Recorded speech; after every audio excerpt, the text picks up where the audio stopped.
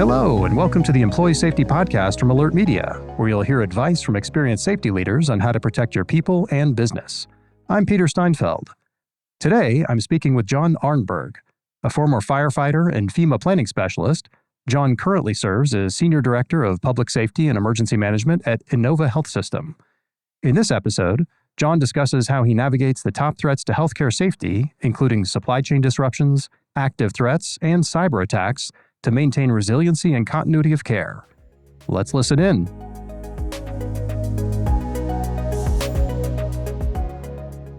Hey, John, thanks so much for being here. Thanks for having me, Peter. I appreciate it. Looking forward to our conversation today. Indeed, me too. Well, for starters, let's go ahead and jump into it. Can you tell us a bit about Innova Health System and the unique challenges that you face there? Absolutely. So Innova is Northern Virginia's leading nonprofit healthcare provider. Our mission is to provide world-class healthcare every time, every touch to each person in the communities we have the privilege to serve. And really, it's an honor, not only treating patients and the population in Northern Virginia, but really being able to be integrated into emergency management at a national level. But also with that, comes the challenges. So whether it's supply chain or mass casualties or inaugurations, insurrection, all of the things that happen in DC and outside of DC affect Innova Health System and our ability to treat our patients. Yeah, based on the nature of your business, you definitely have some unique things that you have to be concerned about, not just for your organization, but the public at large too. And it's just a very interesting dynamic that I definitely want to get into. In your experience, what's the number one threat to maintaining safe and smooth operations in the healthcare industry today? I think the biggest issue that I see is infrastructure. What people don't realize is healthcare is part of the critical infrastructure in our country. But our reliance on other critical infrastructure, electricity, supply chain, water, those type of things can severely impact our ability to operate and our ability to provide care to our patients. And working at Innova and seeing the breadth of our services and the true impact that we have in Northern Virginia, any impact to one of those utilities will impact our ability to provide care. And it could potentially be devastating. If we lose power and we have to function on generator power, our ability to provide care is reduced drastically. And potentially being the only level 1 trauma center in the region, we could have to turn away some trauma patients or not provide that higher level of care that they deserve. Yeah, you can't operate on a just-in-time inventory model where we got to shut down operations for a day. That's going to hurt profit a little bit, but we can get by. You guys can't do that. It's got to be open 24/7 by 365. So with that in mind, how do you stay resilient in the face of those disruptions when continuity of care is so paramount? I think the big thing with continuity of care and really functioning within that 24/7, 365 model is relationships. Building those relationships not only with our vendors to make sure that we have emergency contracts in place so we're continuously supplied, but also those relationships with the public entities, our government. We work very closely with not only federal, state, and local governments. We have a very close relationship with our healthcare coalition.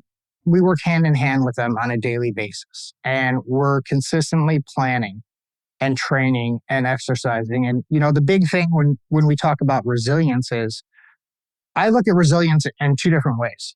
So we have operational resilience, and that's our supply chain, our contracts, our utilities. And then we have team member resilience, right? Because at the end of the day, without our team members, we can't operate. We can't provide the care without our clinicians, without our support services. And that's a big thing that I found throughout my years that a lot of people don't look at is support services. If we don't have EDS, we don't have food services, we can't function. They're just as important as a doctor or a nurse to the overall enterprise and honestly, the success that Innova has. Which one do you think is more important? Is it the operational side? Is it the team side? Are they equally important? I think they're equally important. And the reason being is our team members are the ones that drive the care. They're the ones that drive the the strategy, right? So all of those plans, all of the processes that we have in place, one of our team members championed that, right? They went through the process with our vendors to ensure that all of those are in place and that our vendors are being held accountable to the promises that they've made. And I think something that's kind of a niche that I realized when I came to Nova is our blood services. Mm. So most hospitals, healthcare entities, they use the Red Cross or a third-party provider for blood. Nova does not. We actually have our own service line it's blood donor services. So we have blood collection sites throughout Northern Virginia. We have mobile blood mobiles that go out and do blood drives. We coordinate with fire and rescue and run joint blood drives. And then we have brick and mortar buildings where the community comes, they give blood, and we use that blood not only for our operations, but we also provide blood to other hospitals and healthcare entities throughout the region. So during COVID, when obviously people were not giving blood, people weren't going out, everyone was staying home, our blood supply was drastically reduced. I mean, to the point that we were seriously looking at, are we going to have to reduce the amount of trauma patients that we can care for? Wow. Do we have to reduce surgeries? And those are the types of things that we look at when we do our hazard vulnerability analysis. But I think really focusing on the services that your organization offers is critical. Yeah, and something you said earlier really caught my attention just because we talk about it on this show all the time, which is in an emergency, it's really hard to go it alone. You have to have relationships with other organizations, suppliers, public safety entities, and it sounds like maybe more than most organizations, you do spend a lot of time day in and day out coordinating with those outside folks instead of only looking inside. So if you think about that, like in your opinion, how important is it that you split your day, if you were to put it in averages, like 50% looking inward, 50% looking outward? Yeah, especially in my position, it's critical. I'd almost say that it's probably 75-25, Wow. where I'm always on a phone with an external partner, on a meeting, making sure that all of our plans are aligned, that we have the collaboration and communication pathways. And you'll hear it all over the industry. You never want to meet a partner at an incident command post, right? That is the worst thing that you could ever do. So I ensure that our team has those relationships, right? And that the people in the positions outside of Innova, they know my team. They know me. They know our leaders.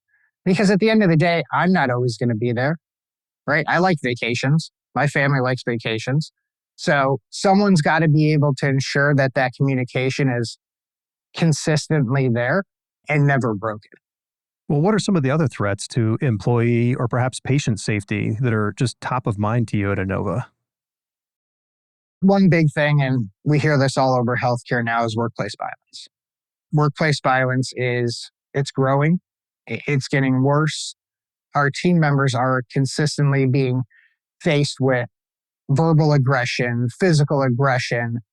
And right now I co-chair our system workplace violence committee. And we're really trying to push out new initiatives, focusing on data collection, and focusing on the incidents that we have at Innova, and trying to guide or create a roadmap as to how we can create a safe environment for our team members. Because again, it goes to resiliency, right? At the end of the day, everything that my job is creating that resilient environment and defending Innova's brand. Yeah, that makes a lot of sense. I mean, I think I remember reading a statistic recently that healthcare workers face, I think, more than almost any other group out there, workplace violence. What do you do about that? What's like the top thing you can do to help maybe create a calmer environment or train up your people to deal with those situations and know what to do to get themselves out of it?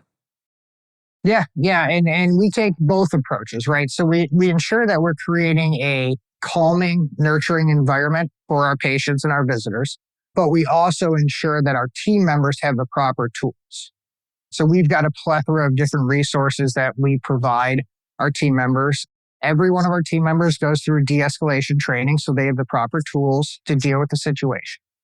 We've also implemented weapons detection systems, which we have at all of our entrances, all of our main ED entrances and our freestandings, which will identify a weapon coming into a facility. We've increased the amount of security officers that we have.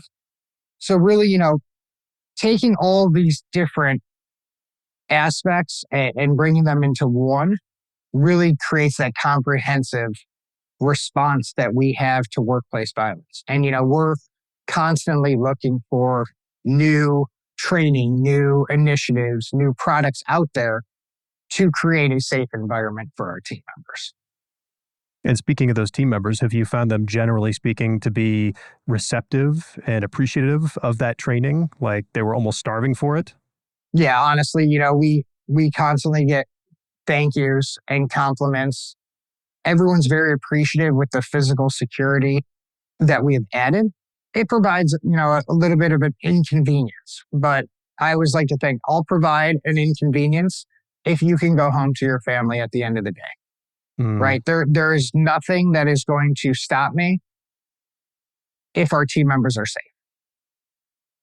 Yeah, and it seems like that training to help people understand how to de-escalate things with words can be so powerful. Having a big security guard standing in the corner gets expensive, it's threatening to people, but if someone just knows how to use the right word or the right phrase, it can take something that could blow up into a really bad situation to nothing, just another event that happened throughout the day. And we're seeing that a lot with retail as well. It's not just healthcare workers, but retail employees are being accosted and threatened and things like that. And frankly, if they're not getting the right training, they could contribute to the problem by saying the wrong thing. So it's just so important. Absolutely, Peter. And, I think the other thing that we focus on is situational awareness. Emergency managers or public safety practitioners think of situational awareness as getting an overview of the incident or the situation in front of you, right? But sometimes for our clinical providers or our support services, we teach them the techniques to read people's body language so they can see when a person is starting to escalate, or to be aware of your surroundings. Keep an eye on the interactions that are happening to the side of you, because you don't know what the person's history is or what they're dealing with on a day-to-day basis when they come to see you. They could have just gotten fired from their job and now they're at the hospital. So what are those pre-existing relationships or conditions that have happened before your interaction? Because not everyone wants to necessarily blow up or, escalate, but sometimes it happens. So if our team can identify that and preemptively de-escalate the situation, really it works out in everybody's favor. Because sometimes, that person might just need a hug or have a conversation. Add that human element to the interaction, which I think in this day and age, we've gotten away from, especially after COVID with all the technology that we're now using and people working from home. I feel that human element in our society has really taken a hit. Yeah, and it's hard to deal with it, the volume of interaction that you're having too. You do it 3 times in a row and then you're getting tired, and now you've got another 70 to do for the rest of the day before you go home. So keeping up that empathy is incredibly difficult. Yeah, absolutely. I don't envy our clinical staff. It's a hard enough job making sure that you're taking care of the patient's need. But when you're adding all these other things on top of it, it's amazing the things that they do. And I'm just happy that my team is able to provide the support that they need. So we talked a lot about physical safety and security, but I'd like to switch over to cyber. What's the key to tackling cyber resilience in your industry? It seems like the issue is really big and it's just hard to face alone. Yeah, Peter, and cyber is one of those things that terrifies me. And there are very few things that actually scare me. It's unknown and you can't see it. And, when you look at healthcare and all the different applications that we use throughout our day-to-day business, right? I mean, there's probably over 300, 400 different applications that are running on a daily basis. Wow. Yeah. And the vulnerabilities that come with those applications, just simply because of integration.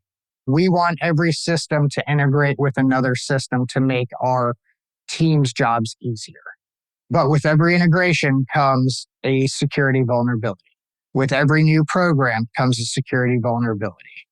And something that we've all seen in the news, healthcare entities being hacked, ransomware attacks. They want money, they want this, but simply to take down a healthcare entity for a day, especially someone as big as Inova, it really takes down the community.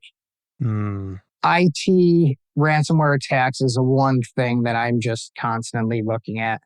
And it doesn't have to be a hospital. They could attack our water treatment plants. They could attack our building operations. In this day and age, everyone's going to building automation.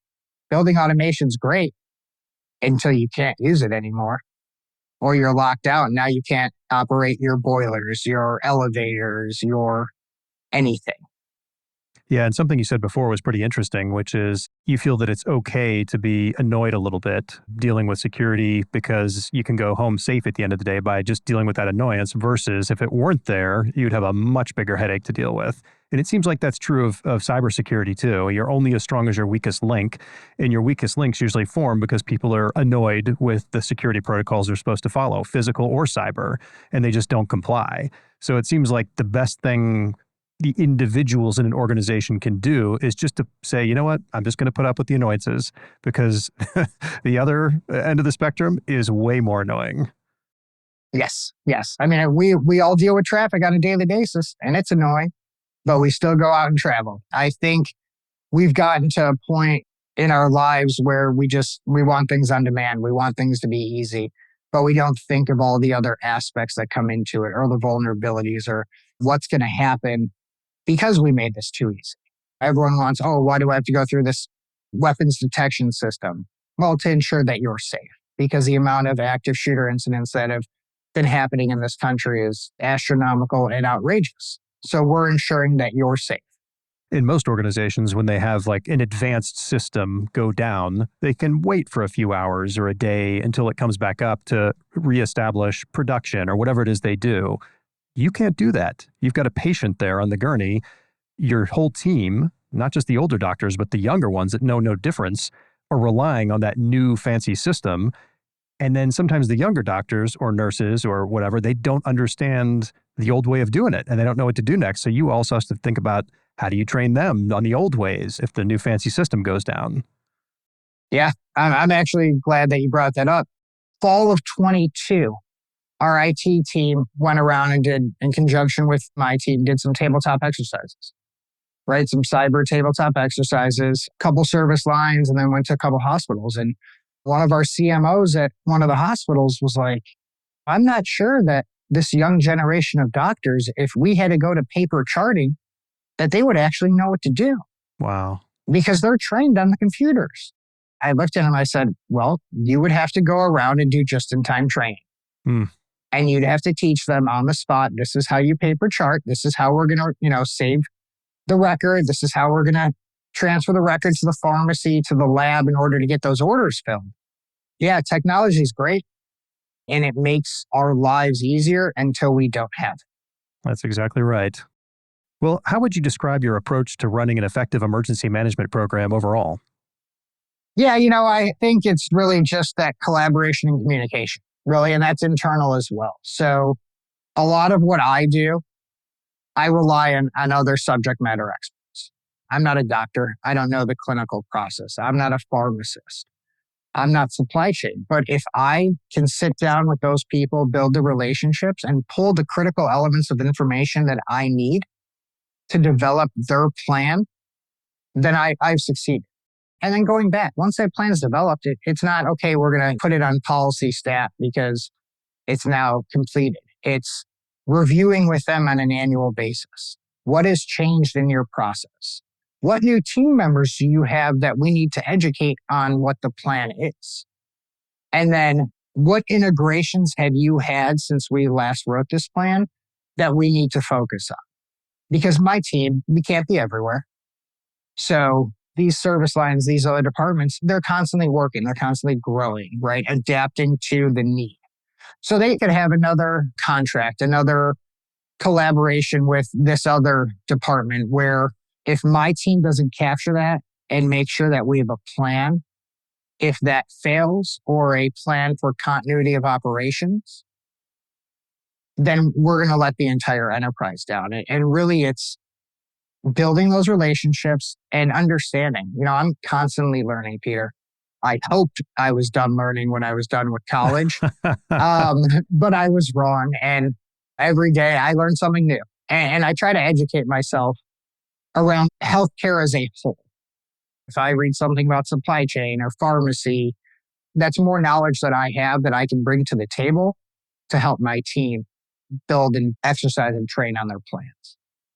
Yeah, no, I agree. I think a really great continuity or resiliency manager, the value they bring to the table is not that they know the answer to everything. It's that they know the right questions to ask and that they wear glasses that view the world in a worst case scenario.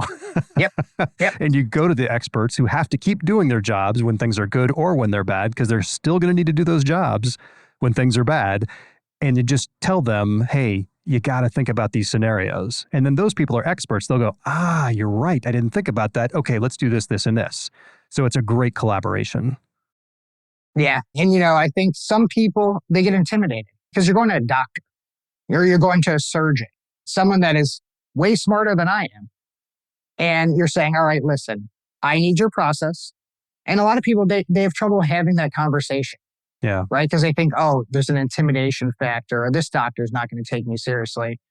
But I've learned throughout my career, and even when I worked for FEMA, if you're just willing to go have those conversations, doctors are very smart people, but they're very smart people on the subject that they know. But they're also smart enough to know, I don't know emergency management, but this guy does. So if this guy can help me do my job, maybe I should have the conversation with him, right? Maybe I should give him the hour that he's asking for once a quarter or whatever it may be to make sure. Because at the end of the day, we all have one mission, and that is to ensure that we can take care of our patients. Well, can you share any really good, memorable experiences from your time in the healthcare industry? Yeah, I wouldn't say that it's necessarily a good one, and there's been a lot, but I definitely say that it was something that not only helped me build my career in healthcare, but really changed my perspective around not only the world and how I live my life, but how I focused my career since then. And in 2018, I was at a hospital in Chicago, Mercy Hospital and Medical Center, and I was 6 months on the job. We had just finished our triannual survey. It was the week of Thanksgiving, the Monday of Thanksgiving. And we had an active shooter in our parking lot. And it was one of our ED doctors' fiancés. They had broken up, and he came to the hospital, and he ended up shooting and killing her, and then made his way into the hospital and shot and killed a pharmacist, and then ended up shooting and killing a Chicago police officer. Oh my gosh. Yeah. And, it was definitely probably the worst day of my life up to this point. But it was also something that if that resilience is built in there and you're made for this industry, it's something that you deal with the emotions, but you know that it's reality. So you need to take it and you need to grow from it. And to this day, I focus my career on never allowing something like that to happen. Mm. Or if it does, because we can't prevent everything, is making sure that our team is prepared to respond and then recover. Is my wife happy with the constant work and the education and the drive that I now have? Probably not, but she knows that it's for a reason. And she knows that at the end of the day, my focus on making sure that team members go home to their family transfers to our relationship, right? And to my family. So being able to take that horrific event and turn it into something positive, it is really the driving factor. And, it's unfortunately something that we deal with in our lives. I just wish that more people would recognize the importance of preparedness and the importance of working with each other, right? That at the end of the day, we all work with each other every day. So why not collaborate on some planning and some exercises and some training? Yep. Well, that's why we do this show. It's just to help spread the word, make sure other professionals like you get great ideas about how they can better run their operations, and then that network effect really spreads. And I'm really sorry you had to go through that situation, and I thank you for sharing that story. Yeah, no, every time that I share that story or it gets brought up, it brings a piece back, but it also reminds me of all the great things that have happened since and what I've learned since, right? I think without that horrific event, my career path could have been drastically different. Hmm. I don't know. I can't predict the future, but I know that event coupled with COVID and all the different responses I've had since I've been at Innova, potential Ebola, Afghan repatriation efforts, all of these major responses, it builds that experience and it builds my ability to help and my ability to make sure that our community can handle whatever comes its way. No better teacher than experience. Absolutely. Well, as we start to wrap up, do you have any final thoughts or advice that you can share with other emergency managers, regardless of the industry they're in? Yeah, I just say open lines of communication with each other, with our partners in the public or private sector, whatever it may be. Don't be afraid to have a conversation. Don't be afraid to reach out to someone, even if you don't know them. Make the phone call. I know that, emergency management, everyone thinks it's nationwide. It's huge. It's very small when you get down to it. And someone's always willing to answer a phone call or to answer a question that someone may have. I see it in these groups that I belong to on social media. I see it at the conferences that I go to. No one's going to say no. You just need to have the strength to have that conversation, right? And sometimes it's awkward. We're not all salesmen. But at the end of the day, if you can't communicate during blue skies, how are you going to communicate during gray skies? Very well said. So important to network, network, network. Absolutely. John, thanks so much for being here today. This has been a great conversation. I really appreciate it. Yeah, thank you, Peter. It's been great. To learn more about John and his work with Innova Health Systems, please check the links in the show notes. We'll be back next week with more expert advice to help you protect your business and people. To catch video highlights from today's episode, just search for Alert Media on YouTube. Don't forget to subscribe, rate, and review wherever you get your podcasts. Have a safe week, everyone.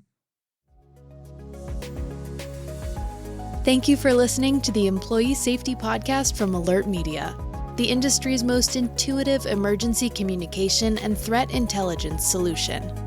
To learn more about how to protect your people and business during critical events, visit alertmedia.com. Until next time.